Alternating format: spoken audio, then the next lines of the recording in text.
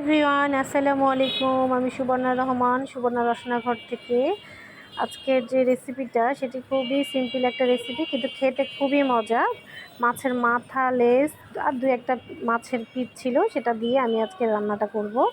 মাছের একটা গন্ধ থাকে, সেই গন্ধটা আপনি কাঁচা দুধ দিয়ে যদি একটু ভিজায় রেখে ধুয়ে ফেলেন, একটুও গন্ধ থাকবে না। মাছটা ভালো করে ধুয়ে নিয়ে তেল গরম করতে দিলাম আমি। তেল গরম হয়ে গেলে পেঁয়াজ, মরিচ একটু হালকা ভেজে নিব। ভাজা হয়ে গেলে তখন আমি অন্যান্য মশলা মিক্স করব। পেঁয়াজগুলো একটু ভাজা ভাজা হয়ে গেলে আমি এখন দিব আদা পেস্ট 1 চা চামচ, রসুন পেস্ট 1 চা চামচ,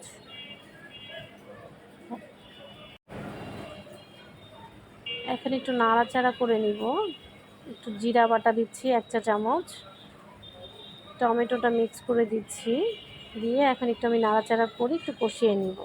তারপর দিয়ে দিব একটু পানি দিলে মশলাটা তাহলে পুড়ে যাবে না। মশলা পুড়ে গেলে খেতে ভালো লাগবে না। এর মাঝে এখন হলুদ দিব আমি 1 চা চামচ, পরিমাণ মতো বুঝে দিলেই হবে আর কি।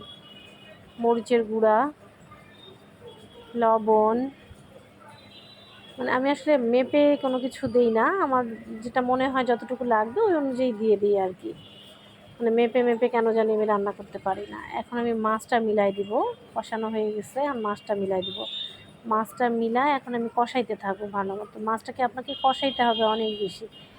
আর দুধ দেওয়ার কারণে, কাঁচা দুধ দিয়ে আপনি যেহেতু ধুয়ে ফেলছেন, এমনিতেও মাছের গন্ধটা আর পাবেন না ওরকম। যারা মাছ খেতে পছন্দ করেন না, এভাবে আপনি খেয়ে দেখবেন।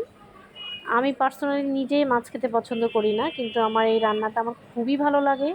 আমার এভাবে রান্না করলে আমার খেতে খুব মজা লাগে। একটু পানি দিয়ে কষিয়ে এখন আমি একটা মশলা অ্যাড করলাম। এই মশলাটা হচ্ছে পাঁচফোড়ন মশলাটা, যেটা আছে ডাল মশলা, সেটা গুঁড়া করে আমি রেখে দেই। সেই মশলাটা আমি একটু মাছ মাংসে দেই, তাহলে মাছ মাংসর আরও কোনো গন্ধ থাকে না। এমনিতেই তো আমি দুধ দিয়ে ধুয়ে ফেলছি, তারপরে আবার ওই মশলাটা অ্যাড করলাম। আর আমি কাঁটাগুলো উঠিয়ে ফেলেছিলাম, তার মাঝে আমি টালা জিরার গুঁড়া দিয়েছি। এখন আমি ধনিয়া পাতা দিয়ে নামিয়ে ফেলবো জিনিসটা। এখন হয়ে গেছে, তেল উপরে যেহেতু উঠে এসেছে আর কষানো হয়ে গেছে, এখন আমি জিনিসটাকে উঠায় ফেলবো। আপনারা এটা ট্রাই করে দেখবেন, অনেক মজা খেতে। প্লিজ আমার চ্যানেলটিকে আপনারা লাইক, কমেন্ট, সাবস্ক্রাইব করবেন। আল্লাহ হাফেজ।